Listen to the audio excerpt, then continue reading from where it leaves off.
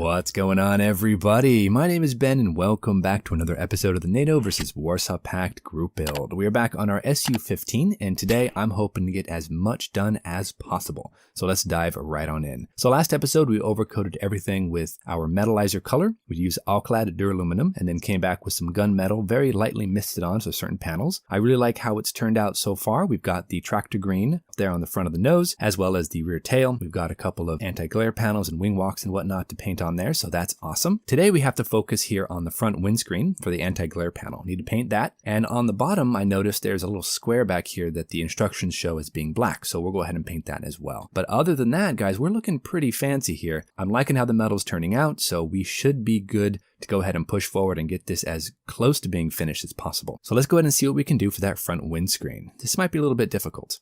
So for this front anti-glare panel, I wanted to go ahead and create something that was curved. And that is always difficult to do, especially if you don't have a decal or something or any sort of template. So we're going to have to make our own template. Now I'm just going to go ahead and draw a general slight curve, and that's going to be hopefully one side of the actual mask. Now I'm going to go ahead and cut this piece of paper to make it a bit more manageable. And if you guys ever back in grade school made snowflakes out of paper, you know, where you fold paper in all these directions and cut different corners and shapes in it, and then you unfold it and it's got this crazy looking pattern. This is very similar, though extremely simplistic. We're just going to go ahead and fold it right down here, the center of that line. And then I should be able to just trim off that edge using that folded piece of paper, and when I unfold it, it should have curvature on both sides. Once we have that nicely trimmed down, let's go ahead and make that curve cut right like that. And let's unfold that, and we should have an exact same arc on both sides. We do have to go ahead and trim up just a little bit here to make sure we keep that nice curve. It's a little more blunted in the front too, it's not pointed. So let's go ahead and just blunt that front edge. Then we should be able to go from there. So once that is trimmed up, let's go ahead and unfold it and go ahead and test fit it here, see where it's going to go. Now my idea is to actually get the center of this template right in the center of the windscreen. I also have to make sure I go back just far enough. Some of my references show that there's an anti-glare panel that goes all the way back to almost the end of the canopy. Others I just see stopping at the back of the windscreen. So now we're going to go ahead and transfer my template over to some tape. And to do that, we're just going to trace out my template, and then we're going to cut out the same template in tape. Slice that tape down the middle, and we should have two pieces that we can kind of manipulate so we can get a nice even curve. This is hopefully going to work out just fine. So let's go ahead and jump into a time lapse. Let's get that windscreen more or less cut out, masked off. We'll use some very thin strips of Tamiya tape in order to outline our initial mask that we make here. And then as long as those are burnished down, I think we should be good to go ahead and paint. At least, well, that's my plan.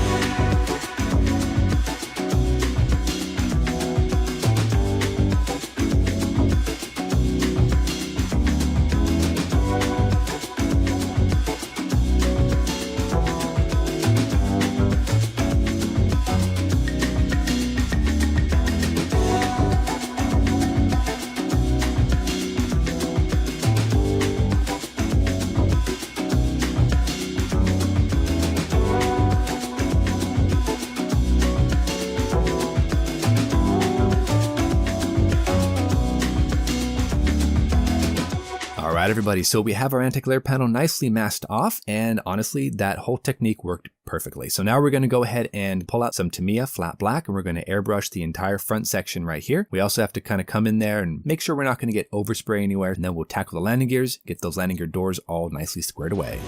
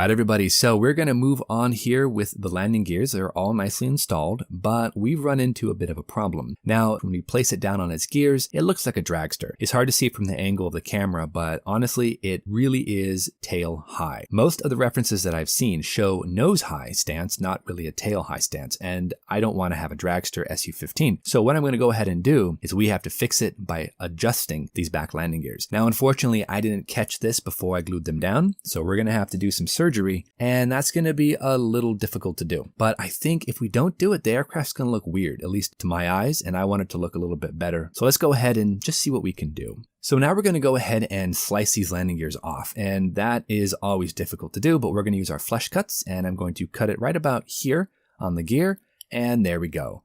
Oh, 10 points.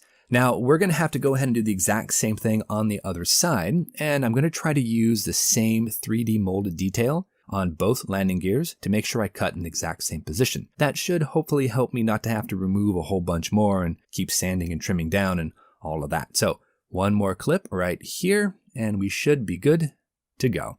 All right, so both landing gears are off. Let's go ahead and fix them up. So first thing I'm going to do is I'm going to take my X-Acto knife and we are going to slice off and make sure that these cuts are nice and smooth. Nice 90-degree angles, I don't want them slanted. I'm going to sand them down though using jeweler files to make sure that we have a very smooth squared off edge. And honestly, at that point, it's just a matter of gluing them down to whatever's left of the landing gears already attached into the wings. So this is going to be a very, very slow process, but I think taking off just a little bit, test fitting it a little bit more is really going to help me not to make mistakes. Now for the remaining parts of landing gears that are already glued into the wing, those I want to go ahead and bring down because I'm figuring I have to take about 4 millimeters off of each of these legs. Now I'm going to use my same technique. We're going to slice off any imperfections in the plastic. We're going to make sure that that edge is nicely flattened out, sanded down with squared off angles, and I think we should be decent to go ahead and glue these things on. Now let's go ahead and test fit here and just see if we need to take anything more off. If we have to, we're going to have to remove that front kind of knuckle joint, and we have to take that off as well. So let's just check this, and yeah, we need to go down probably another 2 millimeters. I'm going to try to match these sides as close as possible. I don't want one gear longer than the other one and then have my whole aircraft slanting, you know? So I want to make sure that these are all nicely leveled out. Whatever I do on one, I'm going to go ahead and do on the other. Now to go ahead and attach the landing gears down themselves, I think I'm going to go ahead and pin them. What I'm going to do is I'm going to drill a hole right in the center of this landing gear, and I'm going to go right about there. So you can kind of see how far I went down. Right about there. And we're going to take a needle. Now I've cut the needle into smaller pieces, which is not easy to do, by the way. We're going to take that needle, we're going to place it down into that hole I just drilled out, and we're going to super glue it in there. Now hopefully what that will do is add a little bit more rigidity so that when I put the other side on there, I can line them up and I can keep that in a nice sturdy position. So now we have both of those sides drilled out right in the center. So what we're going to do now, I'm going to test fit it and make sure that we have it nicely lined up. And it's pretty good. I mean, it's not the best, but I think it's going to be fine for what it is. So let's grab that super glue and see what we can do. All right, we have our gears all nicely glued on, and I gotta tell you, it looks a lot better. The tail is a little bit farther down. It's about 4 to 5 millimeters lower than it was, which is great. Doesn't look like a dragster now. And the nose is just a little bit up, which is perfect. So now let's go ahead and do some touch up because I accidentally bumped the metal with some of my glue. And now let's get our gloss coat and future on.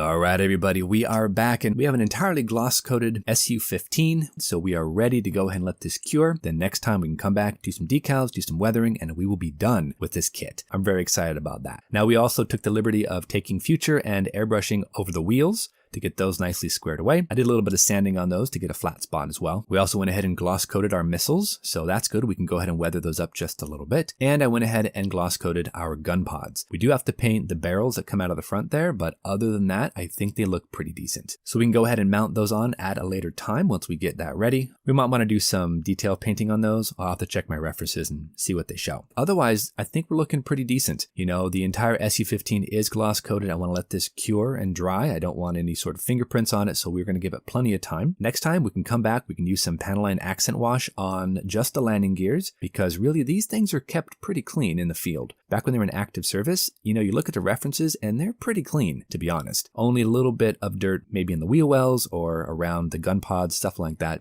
But these things were kept pretty clean as far as my references show, so I think we're going to be good with doing a minimal amount of weathering on the metal surface. But that's going to go ahead and wrap it up for us today. Until our next episode, you know the drill. Go out there, get yourself some bench time, have some fun, build something cool. And we'll see you back here on the next episode, the finale of the NATO versus Warsaw Pact Group Build and our 1/48 scale Su-15. Thanks so much, everybody. We'll see you soon.